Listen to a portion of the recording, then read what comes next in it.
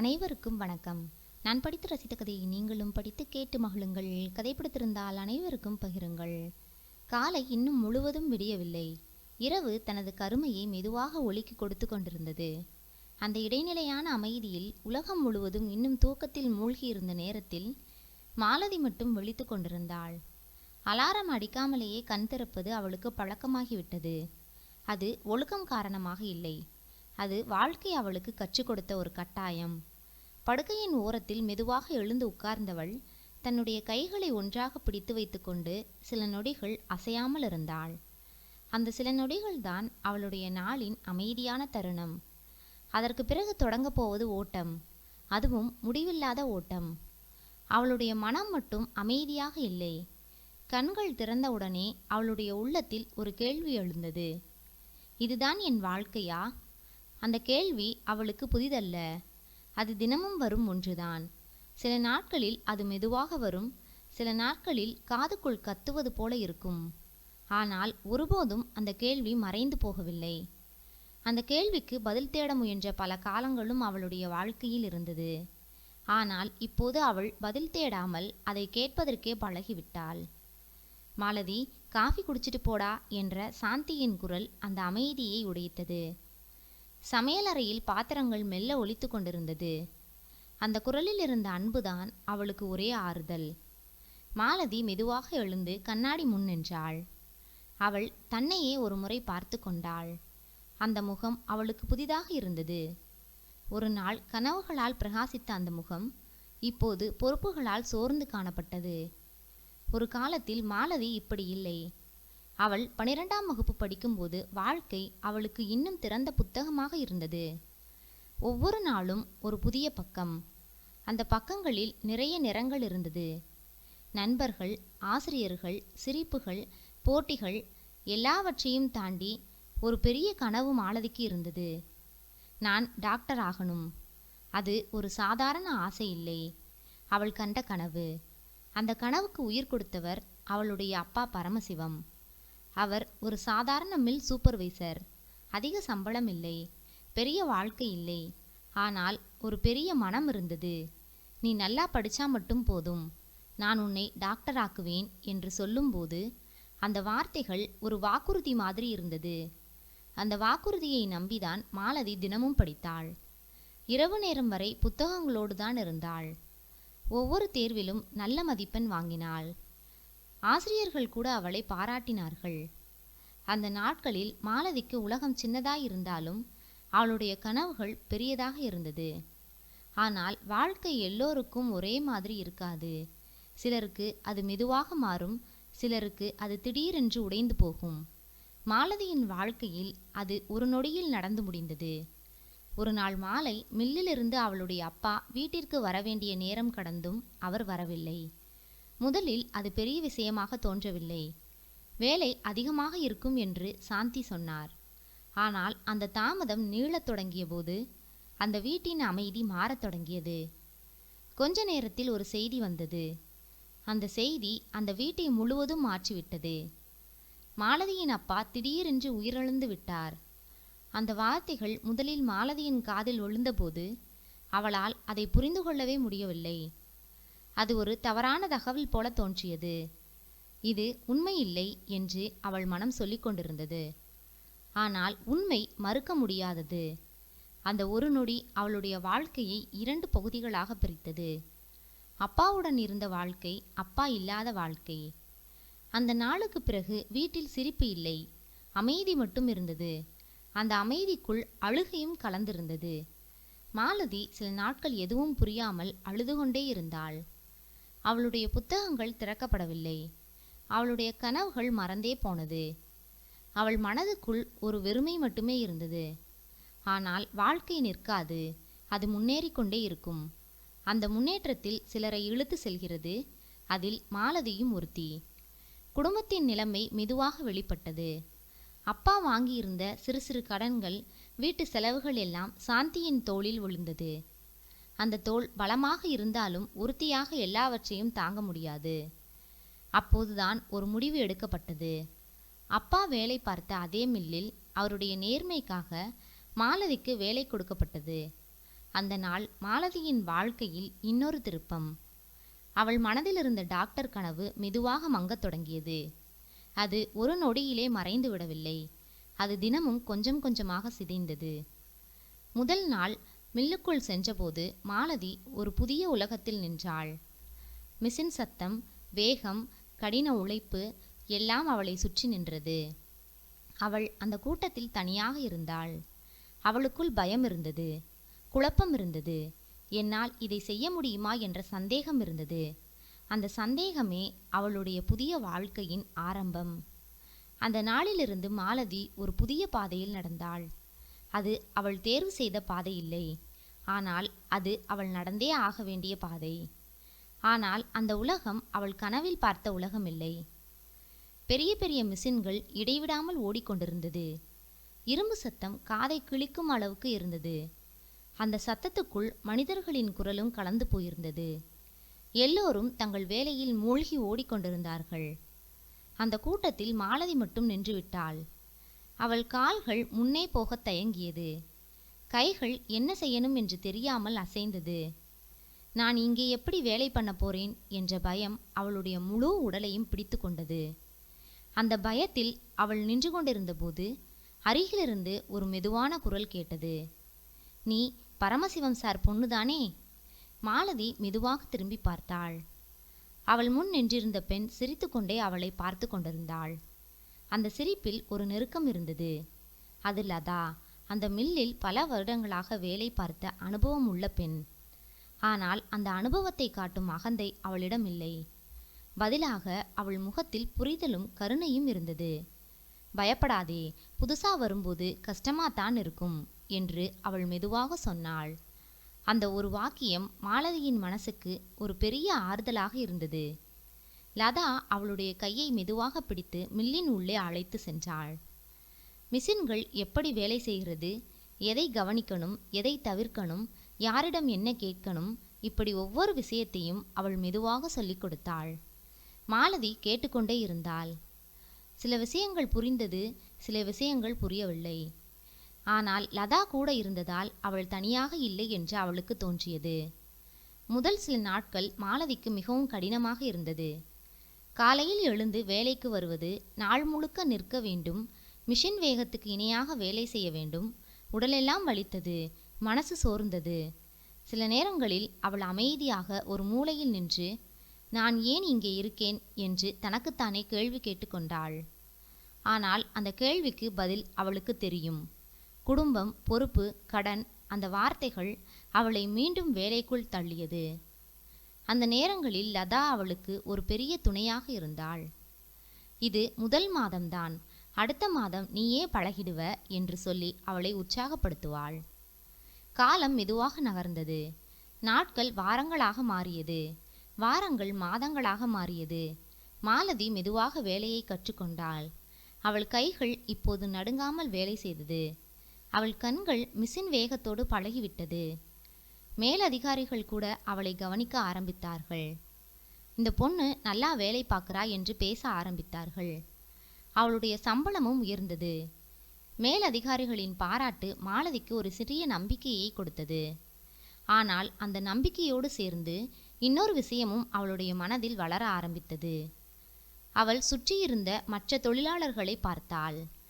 பல வருடங்களாக வேலை பார்த்தவர்கள். ஆனால் அவர்களுடைய சம்பளம் அதிகரிக்கவில்லை. அவர்களுடைய வேலை ஒரே மாதிரி இருந்தது. சிலர் வேலைக்கு வருவதை கடமையாக மட்டும் செய்தார்கள். வளர வேண்டும் என்ற எண்ணம் இல்லை. அதை பார்த்த மாலதி மனதிற்குள் நினைத்தாள், நான் இவங்களை மாதிரி இல்லை, நான் நல்லா வேலை பண்ணுறேன், அதனால தான் எனக்கு நல்ல சம்பளம் கிடைக்குது. அந்த எண்ணம் அவளுக்கு ஒரு திருப்தியை கொடுத்தது. அது உண்மையான முன்னேற்றத்தின் மகிழ்ச்சி இல்லை. அது மற்றவர்களை ஒப்பிட்டுக் கொள்வதிலிருந்து வரும் ஒரு நிம்மதி. அவள் அதை புரிந்து கொள்ளவில்லை. ஆனால் அந்த உணர்வு அவளுக்கு பிடித்திருந்தது. அதே நேரத்தில் லதாவும் அவளுடைய வாழ்க்கையை பகிர்ந்து கொள்ள ஆரம்பித்தாள். மாலை வேலையிலிருந்து திரும்பும்போது இருவரும் சேர்ந்து நடந்து வருவார்கள். அந்த நேரங்களில் லதா தன்னுடைய குடும்பத்தை பற்றி பேசுவாள். எனக்கு சீக்கிரம் கல்யாணம் பண்ணிடுவாங்க போல என்று ஒரு நாள் சொன்னாள். அந்த குரலில் ஒரு மகிழ்ச்சி இருந்தது, ஒரு எதிர்பார்ப்பு இருந்தது. நல்ல வீடாம், நல்ல மாப்பிள்ளைன்னு தான் சொல்றாங்க என்று சொல்லி லதா வெட்கத்தோட சிரித்தாள். அதை கேட்ட மாலதி அமைதியாக சிரித்தாள். அவளுடைய உள்ளத்தில் ஒரு சிறிய கசப்பு இருந்தது. எனக்கு இதேபோல் ஒரு வாழ்க்கை கிடைக்குமா என்ற கேள்வி அவளுக்கு தோன்றியது. ஆனால் அடுத்த நொடி அவள் தனக்குத்தானே ஆறுதல் கூறிக்கொண்டாள். லதாவின் திருமணம் நெருங்கியது. போகும் நாளில் மாலதிக்கு பத்திரிகை கொடுத்தாள். நீ கண்டிப்பா வரணும் என்று சொன்னாள். அந்த நாளில் மாலதியின் மனசு சற்று காலியாக இருந்தது. லதா அவளுடைய தோழி மட்டும் இல்லை, அந்த மில்லில் அவளுடைய ஒரே ஆதாரம். அவள் போகிறாள் என்ற எண்ணம் மாலதிக்கு ஒரு தனிமையை கொடுத்தது. திருமணத்துக்கு பிறகு லதா அந்த மில்லில் வேலை பார்க்கவில்லை. அந்த இடம் மாறவில்லை, மிஷின் சத்தம் மாறவில்லை, வேலை மாறவில்லை. ஆனால் மாலதிக்கு ஏதோ குறைவாக இருந்தது. லதாவின் சிரிப்பு, அந்த ஆதரவு, அந்த வார்த்தைகள் எதுவும் இல்லாமல் மாலதி வேலை செய்ய பழகி கொண்டாள். அந்த நாட்களில் மாலதி இன்னும் அதிகமாக வேலையில் கவனம் செலுத்தினாள். மேலதிகாரிகளின் நம்பிக்கையை வெல்ல முயன்றாள். அவள் சம்பளம் மீண்டும் உயர்ந்தது. அந்த உயர்வு அவளுக்கு ஒரு பெருமையை கொடுத்தது. மில்லில் மாலதி வேலை பார்க்க ஆரம்பித்து 1 வருடத்தை கடந்துவிட்டது. அவளுடைய கைகள் வேலையில் நன்கு பழகிவிட்டது. அன்று காலையில் மில்லின் வாசலில் நின்றிருந்த ஒரு முகம் அவள் அமைதியை உடைத்தது. மாலதி வேலைக்கு உள்ளே சென்று கொண்டிருந்தாள். அப்போது அவளுடைய பார்வை திடீரென்று அந்த முகத்தில் நின்றது. அது லதா. 6 மாதத்திற்கு முன்பு மகிழ்ச்சியோடு இந்த இடத்தை விட்டு சென்ற லதா. ஆனால் இப்போது அவள் மாறியிருந்தாள். முகத்தில் பழைய சிரிப்பு இல்லை, உற்சாகம் இல்லை.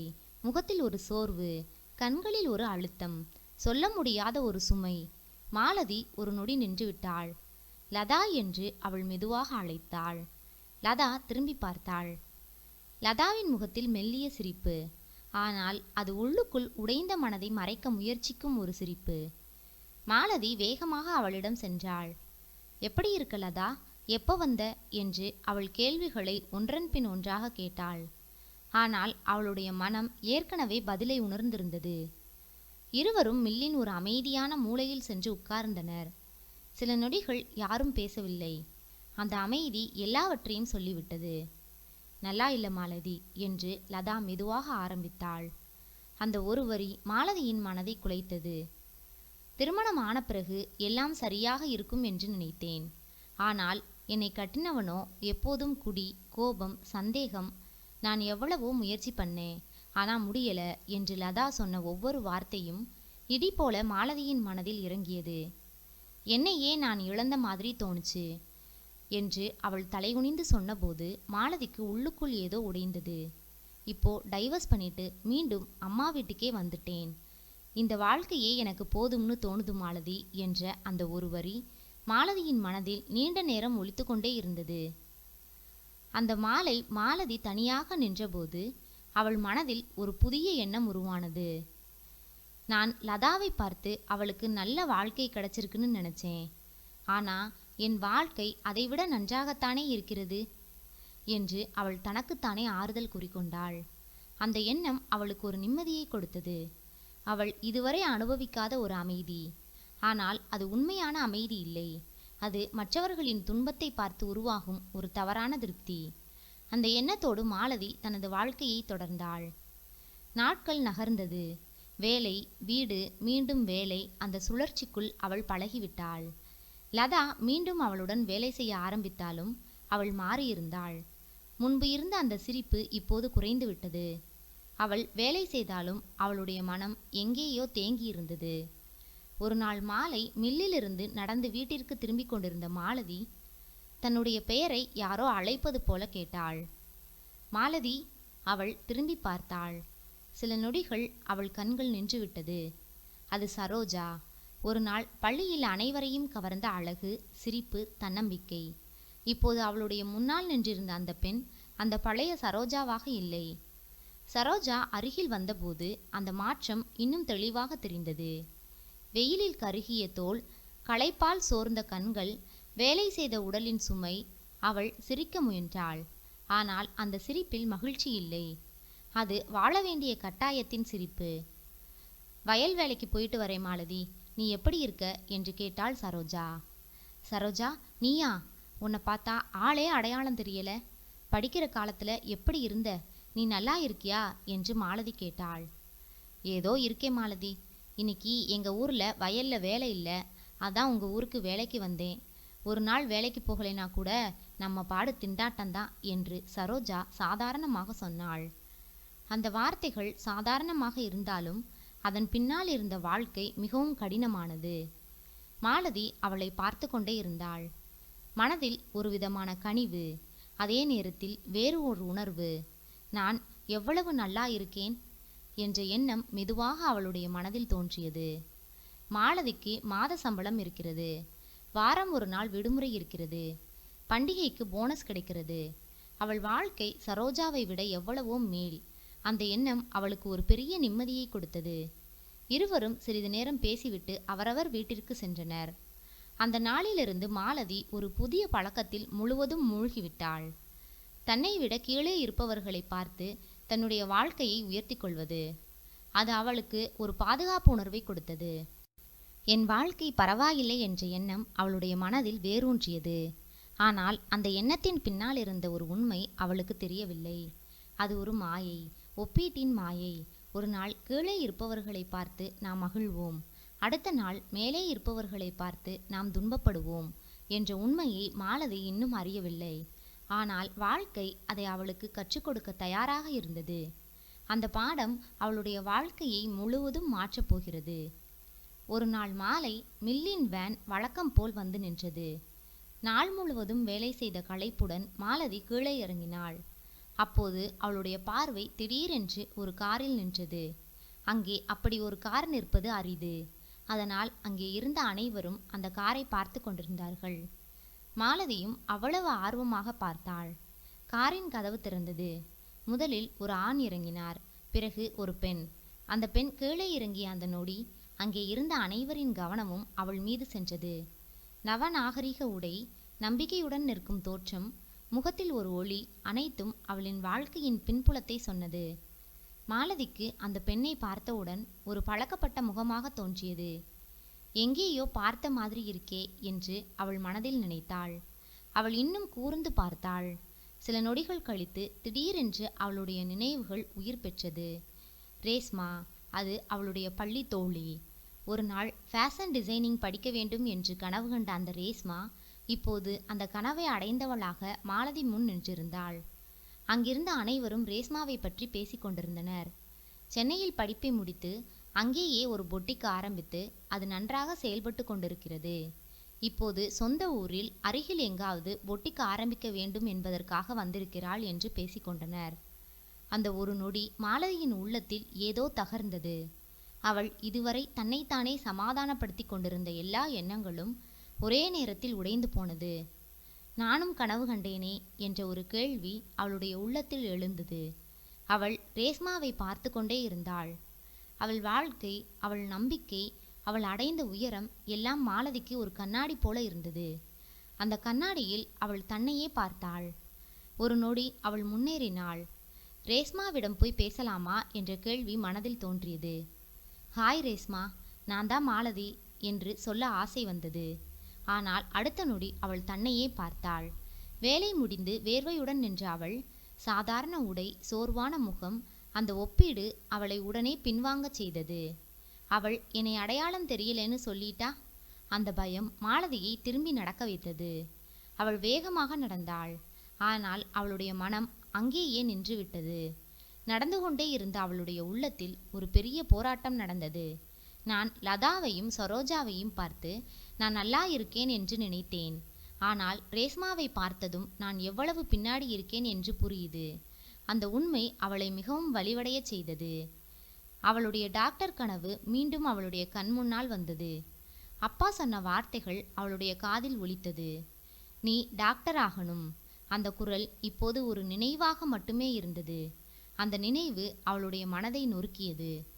அப்பா இருந்திருந்தா என்ற கேள்வி அவளுடைய உள்ளத்தை கிழித்தது.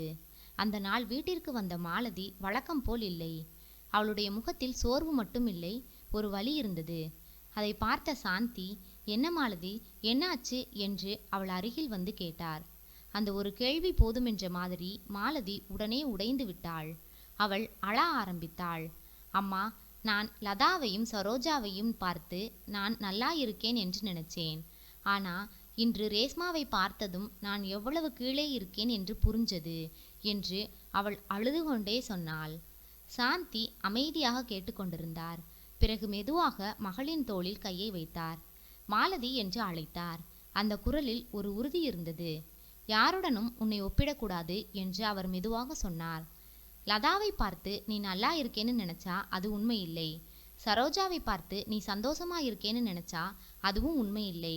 ரேஸ்மாவை பார்த்து நீ கீழே இருக்கேன்னு நினைச்சா அதுவும் உண்மை இல்லை.